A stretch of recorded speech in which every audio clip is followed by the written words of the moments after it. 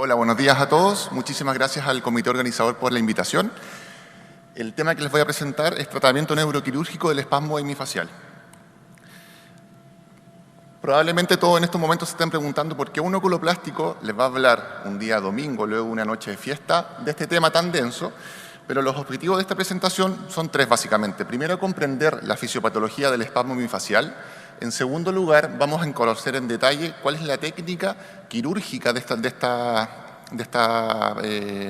tratamiento disponible para esta enfermedad. Vamos a ver cuáles son las ventajas y cuáles son las complicaciones.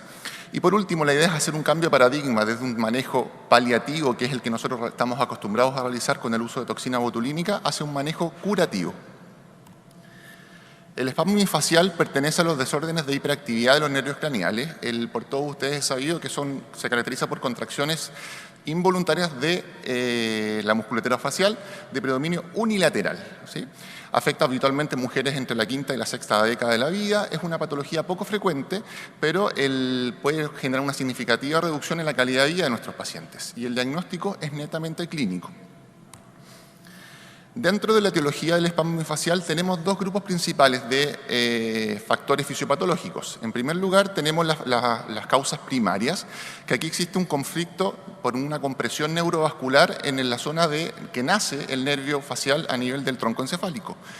Este mecanismo fisiopatológico es compartido por otras enfermedades neurológicas, por ejemplo, la neuralgia del trigémino.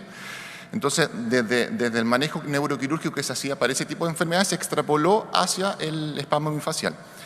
Y el otro grupo de enfermedades, como decía la doctora Estrella, son asociadas a causas secundarias, como por tumores a nivel del ángulo pontocerebeloso, patologías desmielinizantes, accidentes cerebrovasculares o causas traumáticas. Entonces, nosotros nos vamos a enfocar en el tratamiento neuroquirúrgico básicamente en los pacientes que tengan una causa primaria por un mecanismo de compresión neurovascular.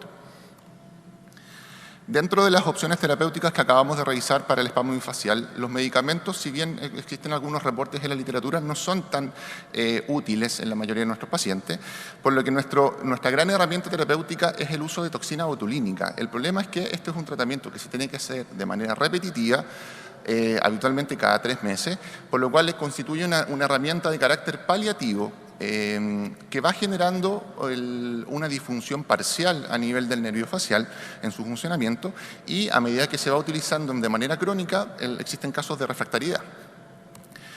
Entonces, por ese motivo, el tratamiento quirúrgico, que es la descompresión microvascular, constituye una herramienta bastante útil y es importante que nosotros como oculoplásticos la podamos conocer para poder saber referir a nuestros pacientes al manejo adecuado.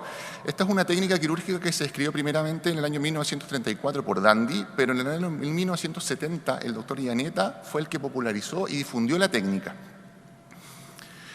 ¿En qué consiste? Primero es un tratamiento realizado por un neurocirujano. Es una cirugía que se realiza bajo anestesia general. La duración son de 3 horas, ¿no? Los rangos de 3 horas para un neurocirujano son cirugías cortas en realidad. El abordaje se realiza a través de una incisión por detrás de la oreja, a nivel de la piel. Luego se realiza una craneotomía, que es un agujero a nivel del hueso. La ubicación de este agujero a nivel del cráneo, la idea es evitar el trayecto del seno transverso y el seno sigmoideo, ¿sí? Una vez que se realiza la craneotomía, se hace una apertura de la meninge y luego viene la disección rechazando el cerebelo para ubicar el nacimiento del nervio facial a nivel del tronco cefálico. Es una cirugía que en general no tiene muchas contraindicaciones. Antes, con las técnicas más antiguas, se decía que la cirugía de fosa posterior en general estaba contraindicada en pacientes mayores de 70 años, pero actualmente se realiza sin dificultad por los avances en los tratamientos neuroquirúrgicos. En general se requiere un monitoreo postoperatorio y la mayoría de los pacientes permanecen alrededor de 3 días luego de la cirugía. Se requiere un cierto posicionamiento especial del paciente. Como pueden ver ahí en la foto, es un decúbito lateral con una fijación cefálica para poder mantener el cuerpo fijo. Y aquí está representado en prepicado, en negro, la área de incisión, que es una incisión arciforme a nivel de la piel, y en rojo la craneotomía, que es alrededor de como 2,5 centímetros a nivel del hueso occipital. Aquí les voy a mostrar un diagrama para que puedan entender básicamente el principio de la cirugía. A través de un abordaje una craniostomía a nivel detrás de la oreja, se rechaza con una valva el cerebelo y se ubica el nacimiento del nervio facial, y lo que se hace es interponer un espaciador, que en la mayoría de las veces es un teflón, que es una especie de esponja, para poder evitar el contacto entre el vaso sanguíneo y el nervio facial. Suena sencillo. El objetivo de la cirugía es generar esto, desplazar el trayecto de la arteria anómala para así evitar el contacto y la transmisión de la pulsatividad de la arteria hacia el nervio facial. Y este es el aspecto imaginológico, que es esa manchita blanca que se ve ahí abajo, que es cómo se ve el teflón en el postoperatorio. Entonces, ¿por qué nosotros tenemos que realizar estudio con neuroimágenes en los pacientes que tienen espasmo hemifacial? ¿Sí? Básicamente por dos motivos. Primero, tenemos que excluir la patología estructural secundaria. Y en segundo lugar, tenemos que buscar dirigidamente el fenómeno de compresión neurovascular, que es la etiología más frecuente en este tipo de pacientes. Vamos a solicitar un estudio con una resonancia de cerebro, con énfasis en fosa posterior y con contraste. Ahora, diversos estudios han evaluado cuál es el vaso sanguíneo que genera el contacto neurovascular. Se ha visto que principalmente son ramas de la arteria cerebelosa anteroinferior y la arteria cerebelosa posterior-inferior, pero también se pueden generar por compresiones asociadas a ramas del tronco vértebro-basilar, a veces compresión venosa, y en muchísimos casos también se presentan compresiones arteriales múltiples. Entonces, eso es una causa de potencial fracaso de la técnica quirúrgica si es que no se detecta en el preoperatorio las compresiones vasculares asociadas múltiples. Ahora, si nosotros estudiamos el fenómeno de compresión neurovascular en pacientes asintomáticos, esto es un mecanismo que es bastante frecuente encontrar como un hallazgo en el estudio imagenológico. En un estudio realizado en el año 2016 se hizo una evaluación de pacientes que se solicitaban resonancia nuclear magnética por otros mecanismos de sintomatología, no por espasmo hemifacial, y se vio que alrededor del 40% de los pacientes que el neuroradiólogo evaluaba la resonancia encontraron compresiones neurovasculares, ¿sí? Pero la característica principal es que estos contactos eran de clasificación leve, o sea que no generaban una indentación en el trayecto del nervio facial y habitualmente eran distales, no a nivel del nacimiento del nervio facial en el tronco. Entonces, los contactos neurovasculares que son de significancia clínica en el espasmo hemifacial son los que poseen estas tres características. Habitualmente son de predominio arterial, que eso va asociado por el mecanismo de alta presión y pulsatividad que tienen las arterias. En segundo lugar, los de ubicación proximal, o sea, a nivel de la res, que era el nacimiento de la raíz del nervio facial a nivel del tronco, porque aquí existe un área de transición que es mucho más factible de generar un daño a nivel del nervio. La mielina central cambia a mielina periférica, entonces es un área de debilidad del nervio facial, y en ese sector es donde se puede producir más daño. Y en tercer lugar, tienen que ser compresiones neurovasculares de índole mayor, o sea, que ya generan una indentación a nivel del nervio y que lo pueden desplazar o no. Ahora, ¿cuáles son los resultados que están reportados a nivel de la literatura de esta técnica? Existen dos revisiones sistemáticas de la literatura que agloban la mayoría de los casos disponibles, que van desde el año 2000 en adelante. Son cerca de más de 10.000 casos reportados y en el 90% de los casos existe una resolución completa del cuadro clínico del espasmo hemifacial, por lo cual es una cirugía que es altamente efectiva y la recurrencia en general está en torno entre el 1 al 2%. Ahora, una vez que nosotros que el neurocirujano realiza la cirugía, nosotros tenemos que tener en mente que la resolución quirúrgica generalmente va a ser inmediata. O sea, habitualmente dentro del primer mes postoperatorio el paciente ya va a notar una reducción significativa de la sintomatología. Los resultados son independientes del tiempo de evolución de la sintomatología previamente. O sea, hay pacientes que se les hizo la descompresión a los 20 años de evolución, 30 años de evolución, 1 año de evolución, y es altamente efectivo de todas formas. Incluso es independiente también del uso previo de toxina botulínica. Ahora, existe un grupo de pacientes que es alrededor del 30% que van a presentar una resolución de aparición tardía, que en la literatura va reportada luego de 4 semanas, 5 semanas o incluso hasta 1 año. Entonces, es súper importante que el paciente permanece con la clínica dentro de los primeros meses, no nos tenemos que estresar, solamente hay que darle tiempo a que esta cosa vaya evolucionando y que el nervio facial se vaya recuperando de la compresión. ¿Cuáles son las causas de falla? Básicamente la inadecuada descompresión por un volumen inadecuado del espaciador de teflón, o cuando existen compresiones vasculares múltiples que nosotros no las detectamos clínicamente con el estudio previo imagenológico. Entonces, la reoperación no se debiese plantear antes de un año del postoperatorio, y la tasa de éxito de las reoperaciones es bastante alta, alrededor de un 85%, y las complicaciones se elevan un poco más, entre un 10 a un 20%.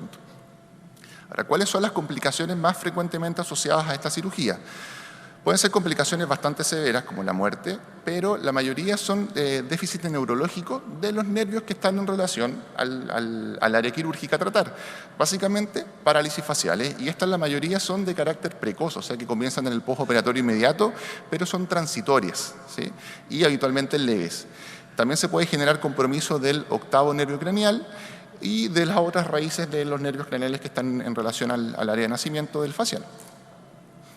La fuga del líquido cefalorraquídeo, compromisos por accidentes cerebrovasculares cerebelosos y mortalidades son poco frecuentes, pero están. Entonces es importante que nosotros al momento de hacer la consejería preoperatoria tenemos que explicarle al paciente que es una cirugía que tiene potenciales complicaciones, la mayoría son leves, pero que las debe conocer con anticipación. Ahora, ¿cuáles son los avances que han hecho que las complicaciones se hayan ido reduciendo significativamente con el paso del tiempo? Son tres. Primero, los avances en el monitoreo electrofisiológico intraoperatorio. Lo que se hace son estudios con potenciales evocados auditivos para así disminuir la tasa de hipoacusia en el postoperatorio. También los avances en las técnicas de imagenología, que cada vez muestran mucho más la presencia de compresiones vasculares sintomáticas. Y últimamente existen algunos reportes del uso de la endoscopía en esta técnica quirúrgica, que es como una herramienta accesoria para mejorar un poco la visualización. Entonces, como conclusión, podemos decir que la descompresión microvascular es una herramienta terapéutica bastante útil en pacientes con espasmo bifacial. Es importante hacer el estudio una vez que nosotros diagnosticamos un espasmo clínicamente con neuroimágenes para buscar dirigidamente la compresión neurovascular. Es la única opción terapéutica de carácter curativo y que posee una alta tasa de éxito y un bajo porcentaje de complicaciones de carácter severo o con secuelas permanentes. Entonces, es importante hacer un trabajo multidisciplinario entre nosotros, los neurólogos, los imagenólogos y los neurocirujanos, que van a ser nuestros actores principales para poder dar en conjunto una solución satisfactoria a nuestros pacientes. Muchas gracias.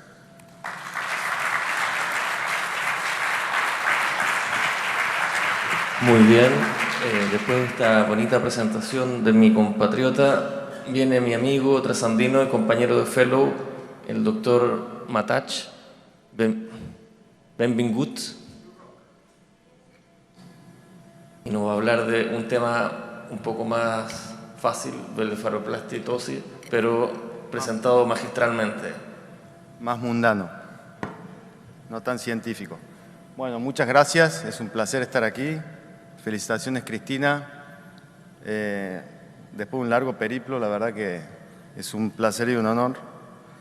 Voy a hablar de blefaroplastia y algo más.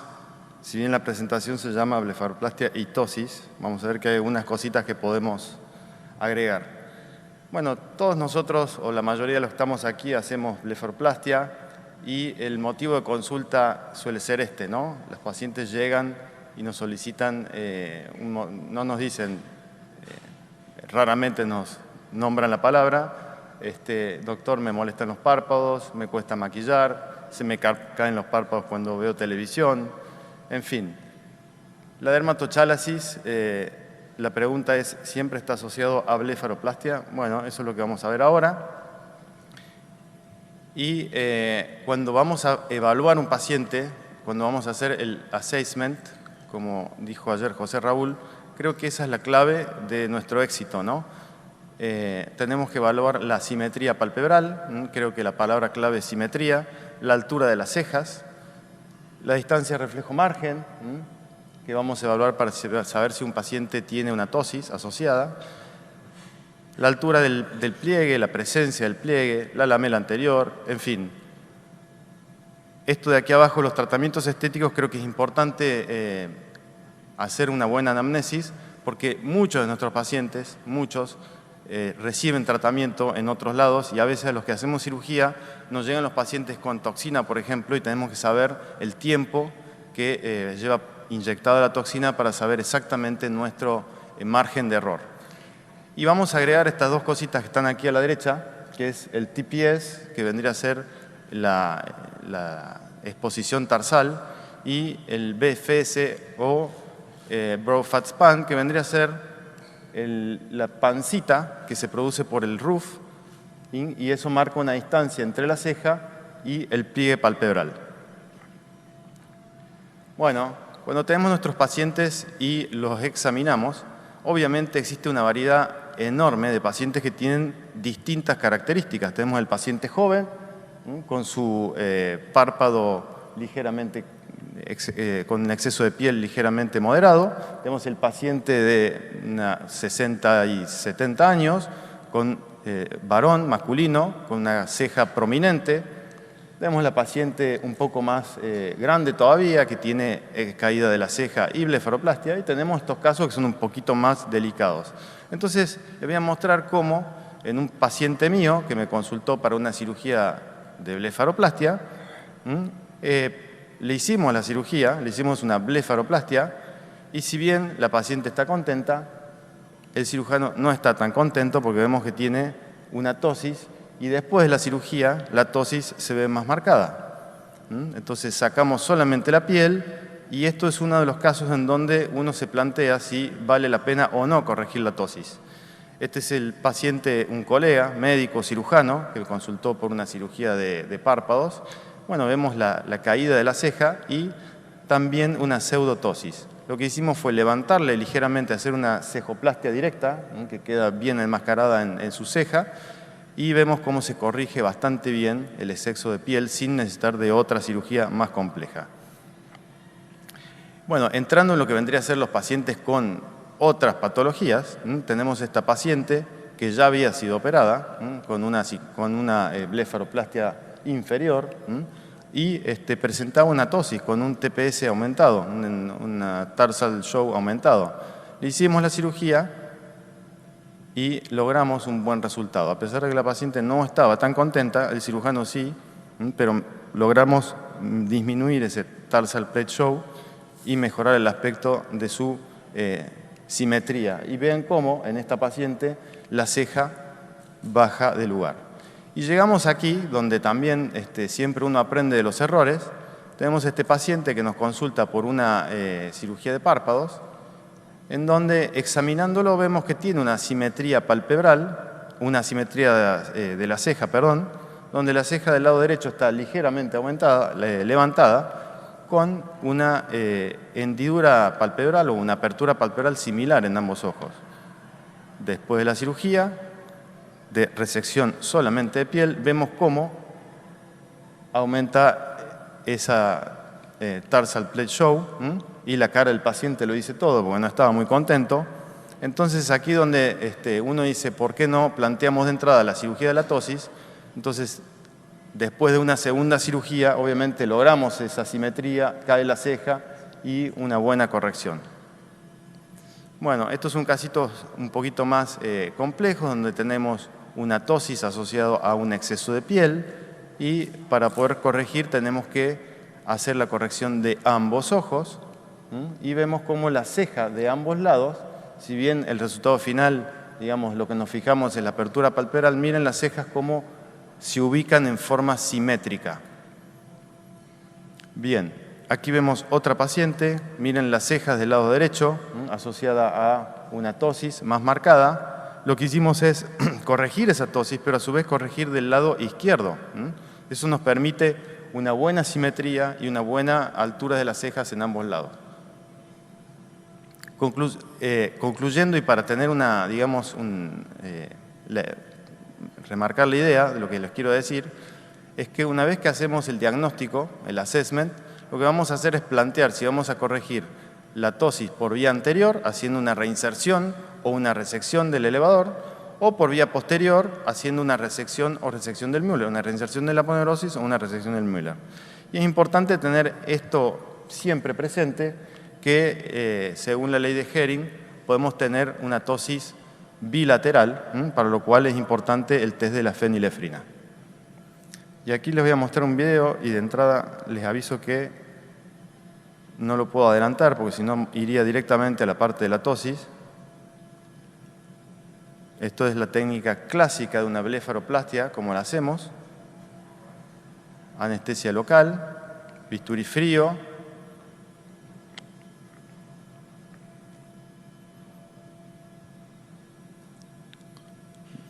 Ahí estamos mostrando solamente la parte de la blefaroplastia. Me hubiese gustado adelantarlo, pero no puedo, así que pido disculpas.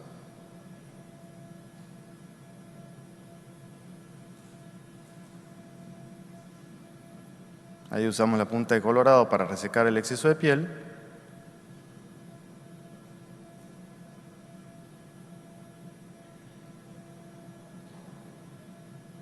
Bien.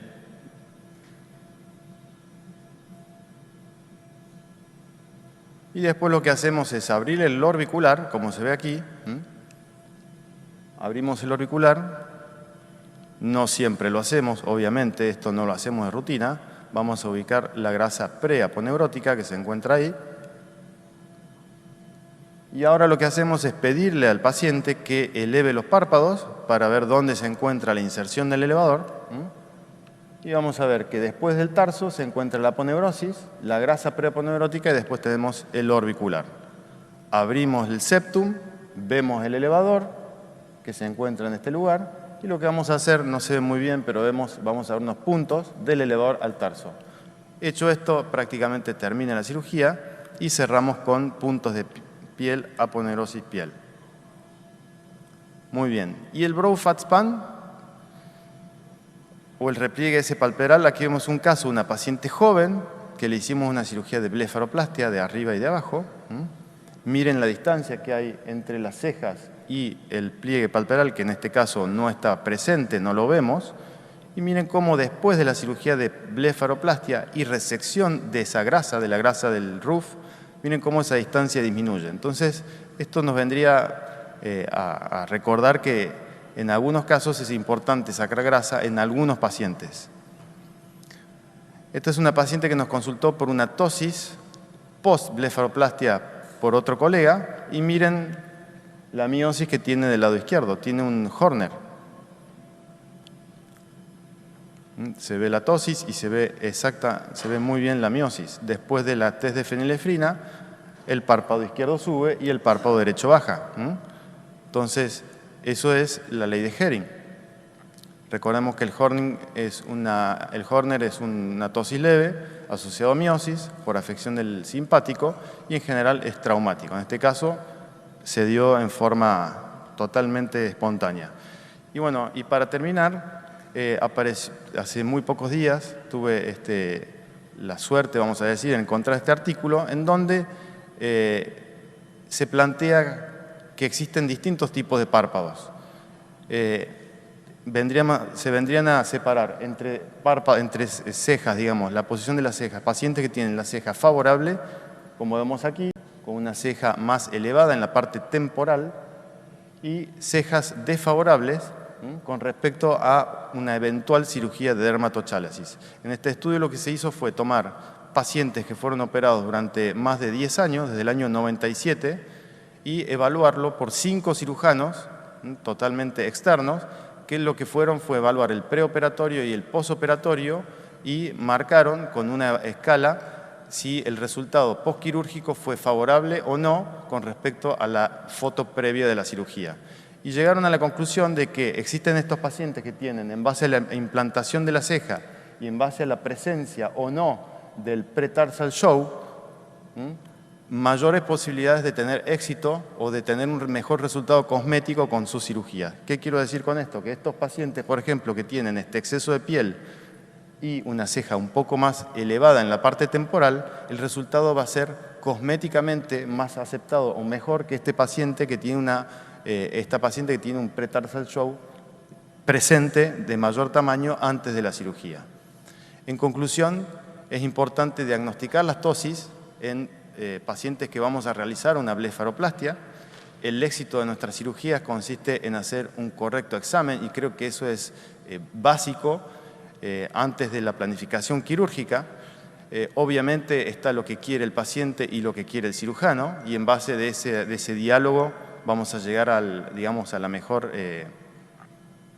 al mejor resultado y cada paciente es único y merita un tratamiento adaptado a su necesidad.